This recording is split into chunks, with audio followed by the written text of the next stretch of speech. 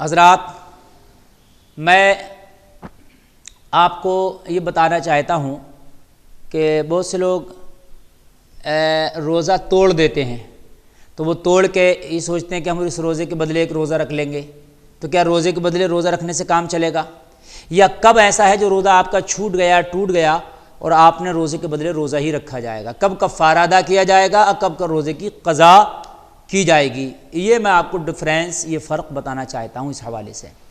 حضرات اکرام، دیکھیے، روزہ اگر بھولے سے آپ کو ٹوٹ گیا، یعنی مثال کے طور پر آپ کی بہت زیادہ طبیعت خراب ہوئی، ڈاکٹرس نے کہا اب روزہ توڑنا پڑے گا، آپ کو دوائی کھانا پڑے گی ورنہ انتقال ہو سکتا ہے یا مرض بہت زیادہ بڑھ سکتا ہے، تو یہ مجبوری کی حالت میں آپ نے روزہ توڑا، تو اب اس وقت آپ نے جو روزہ توڑا ہے اس روزے کی ایک کے بدلے ایک ہی رکھنا پڑے گا۔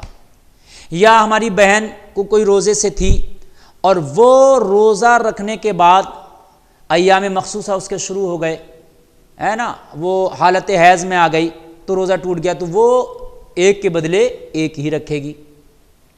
ایسے ہی مسافر ہے تو مسافر کو یہ رعایت ہے، یہ چھوٹ ہے کہ اگر سفر اس کا سخت ہے تو وہ چاہے سفر میں روزہ نہ رکھے اور وہ روزہ بعد میں رکھ لے۔ لیکن حضرات، آج کے سفر بھی بڑے بآسان ہو گئے ہیں۔ آپ دیکھتے ہیں کہ ٹرین کے ذریعے سفر ہے، ٹرین میں تو اب ایسیوں کا بھی اہتمام ہے، سلیپر ہیں، لیٹ کے سو کے جاؤ۔ پہلے پیدل کے، گھوڑوں کے، اونٹوں کے سفر ہوا کرتے تھے تو بڑی مشقتیں ہوا کرتی تھیں، تو اس وقت روزے کی چھوڑنے کی اجازت تھی۔ حالانکہ مسئلہ اپنی جگہ اٹل ہے۔ اگر آج بھی آپ سفر پہ ہیں، 92 کلومیٹر کی نیت کر کے اگر آپ نکلے ہیں تو یہ مسافر کہلاتا ہے۔ تو مسئلہ تو اپنی جگہ اٹل ہے کہ آپ اگر سفر پہ ہیں اور روزہ چھوڑنا چاہ رہے ہیں تو چھوٹ ہے، آپ چھوڑ دیں تو جو روزہ آپ نے چھوڑا اس کی قضا ضرور کریں گے۔ لیکن میں یہ کہنا چاہتا ہوں کہ آج کے زمانے کا سفر پہلے کے زمانے کے سفر سے بہت آسان ہے بنسبت اس کے، تو آج روزہ نہ چھوڑا جائے تو بہتر ہے۔ بھئی رمضان کی تو بہاریں ہی الگ ہیں، رمضان کی تو باتیں ہی الگ ہیں، رمضان کی تو جو ہے خوشبو ہی الگ ہے، تو وہ روزہ رکھ لیا جائے تو بہتر ہے۔ لیکن اگر چھوڑ دیا سفر کی وجہ سے تو ایک کا ایک ہی قضا ہوگی روزے کی۔ اب اگر روزہ کسی نے جان بوجھ کے توڑا، جان بوجھ کے مثال کے طور پر کھا لیا، پی لیا یا جماع کر لیا یا اپنے ہاتھ کے ذریعے سے اپنے اوپر غسل واجب کر لیا تو اس سے روزہ ٹوٹ جاتا ہے، تو یہ جو جان بوجھ کے روزہ توڑنا ہوا، یہ جو ہے جان بوجھ کر روزہ توڑنے سے آپ کو روزہ ایک کے بدلے ایک رکھنے سے کام نہیں چلے گا، اب قضا نہیں ہوگی، اب اس کا کفارہ ہوگا۔ اس کا کفارہ کیا ہے سامعین؟ کفارہ یہ ہے کہ جان بوجھ کر آپ نے روزہ توڑا تو یا تو آپ 60 روزے لگاتار رکھیں گے پے در پہ، یعنی آج سے روزہ شروع کیا تو 60 دن تک لگاتار آپ نے روزہ رکھنا ہی ہے۔ مذہب اسلام بڑا پیارا مذہب ہے، بڑا سندر، بڑا لاجواب مذہب ہے، اس کا جواب نہیں۔ اس میں 2 چیزیں رکھی ہیں مذہب اسلام نے، ایک تو یہ رکھی ہے کہ 60 روزے لگاتار رکھنا ہے، اور دوسری چیز کیا رکھی ہے؟ دوسری چیز رکھی ہے کہ اگر 60 روزے لگاتار رکھنے کی طاقت نہیں ہے تو پھر 60 مسکینوں کو 2 وقت کا کھانا کھلائے۔ سوال یہ پیدا ہوتا ہے سامعین، بڑی اچھی بات ہے کہ یہاں پر اسلام نے 2 چیزیں کیوں رکھی؟ یا تو 60 مسکینوں کو کھانا ہی رکھ دیا جاتا 2 وقت کا، یا پھر 60 روزے رکھ دیے جاتے 2 وقت، جس نے ایک روزہ جان بوجھ کے توڑا ہے۔ مذہب اسلام بڑا پیارا مذہب ہے۔ لا یکلف اللہ نفسا الا وسعها، اس آیت کا مصداق ہے مذہب اسلام۔ اللہ کسی جان پر ایسا بوجھ نہیں رکھتا کہ جو اس کو اٹھا نہ پائے۔ علی بھائی یہ بات غور کرنے کی ہے، 2 چیزیں کیوں رکھی مذہب اسلام نے؟ یعنی یا تو 60 روزے ہی رکھ دیے جاتے کہ بھئی 60 روزے رکھ لو، یا یہ رکھ دیا جاتا کہ بھئی 60 مسکینوں کو 2 وقت کا کھانا کھلا لو۔ لیکن اسلام کے یہ نقطہ کو دیکھیں آپ، اس کی گہرائی کو دیکھیں۔ 60 روزے والے معاملے پہ میں آتا ہوں، اس لیے مذہب اسلام نے ایک دوسری چیز بھی رکھ دی، اگر وہ لگاتار 60 روزے نہیں رکھ سکتی ہیں تو پھر وہ کیا کریں گی؟ وہ 60 مسکینوں کو 2 وقت کا کھانا کھلا دیں، 60 مسکینوں کو 2 وقت کا کھانا کھلا دیا جائے۔ 60 مسکینوں کو 2 وقت کا اگر کھانا کھلا دیں تو بھی ان کے روزے کا کفارہ ادا ہو جائے گا۔ اچھا، ان دونوں میں سے جو چاہیں وہ کر سکتے ہیں، یہ ان دونوں میں سے جو چاہیں وہ کر سکتے ہیں، اس میں جو ہے چھوٹ ہے۔ اللہ کے رسول صلی اللہ تعالیٰ علیہ وسلم کی بارگاہ میں ایک شخص حاضر آیا، عرض کرنے لگا آقا میں روزے سے تھا، میں نے روزہ توڑ دیا، اپنی بیوی کے ساتھ میں نے جماع کر لیا۔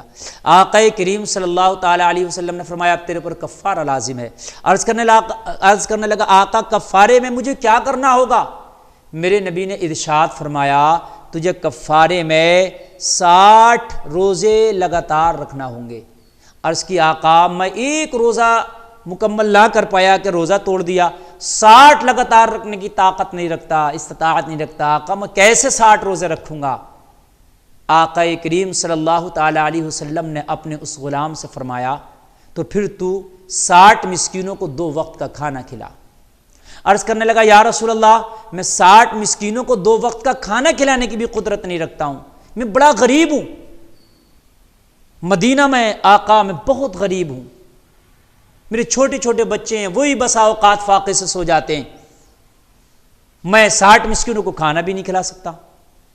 تو یہ 2 چیزیں ہمارے اور آپ کے اور قیامت تک کے مسلمانوں کے لیے ہیں، لیکن چونکہ وہ اسپیشل آقا کی بارگاہ میں آیا تھا، آقا کے ظاہری زمانے میں آیا تھا، تو پھر آقا صلی اللہ علیہ وسلم کو یہ بھی بتانا تھا کہ اے لوگو میں اختیار والا نبی ہوں، اللہ نے مجھے اختیارات دے کے بھیجا ہے۔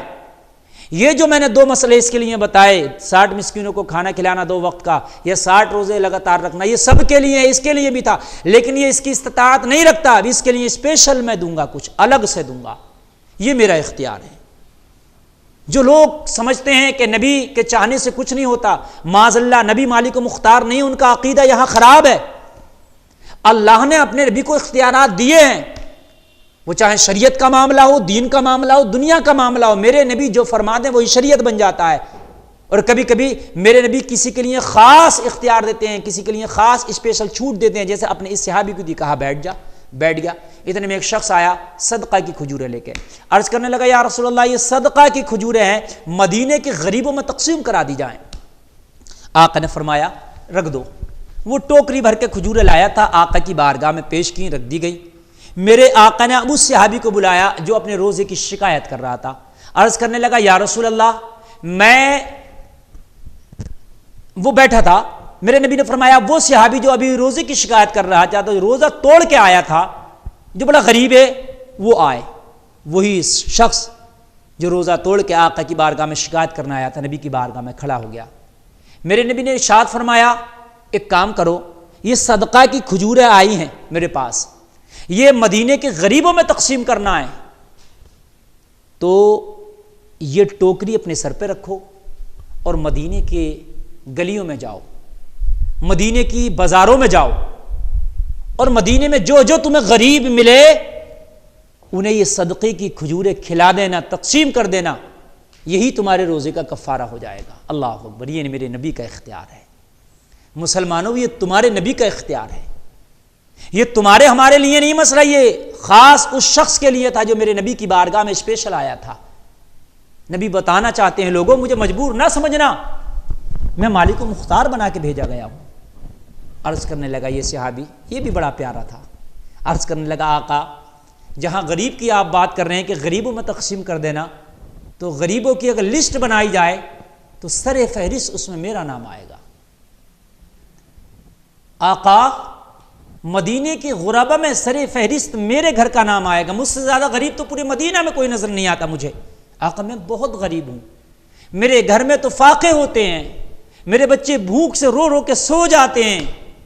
ہائے ہائے، کریم آقا مسکرائے، اور مسکرا کے میرے کریم آقا نے فرمایا تو اس ٹوکری کھجور کو اپنے سر پہ لگ کے گھر میں لے جا اور اپنے بچوں کے درمیان بیٹھ کے کھا لینا، اپنے بچوں کو کھلا دینا، اپنی بیوی کو کھلا دینا، تیرے روزے کا کفارہ ادا ہو جائے گا۔ اللہ اکبر، یہ نبی کا اختیار ہے۔ حضرات یہ ہمارے اور آپ کے لیے ہے کہ اگر روزہ جان بوجھ کے توڑا تو کفارہ ہے، کفارہ وہی جو میں نے آپ کو بتایا، 60 روزے لگاتار یا 60 مسکینوں کو 2 وقت کا کھانا۔ اگر روزہ ٹوٹا، آپ کا جان بوجھ کر نہیں ٹوٹا، خود سے ٹوٹا کسی وجہ سے، اس میں آپ کا جو اپنا دخل نہیں تھا تو پھر آپ نے ایک کی ایک قضا کرنا، یا بیماری کی وجہ سے آپ کا روزہ چھوٹ گیا، آپ بہت زیادہ بیمار تھے، سخت بیمار تھے، پھر اس کے بعد میں آپ شفا یاب ہو گئے تو آپ نے جتنے روزے چھوٹے ہیں اتنے کے بدلے اتنے ہی روزے آپ کو رکھنا ہے۔ واللہ تعالی اعلم بالصواب۔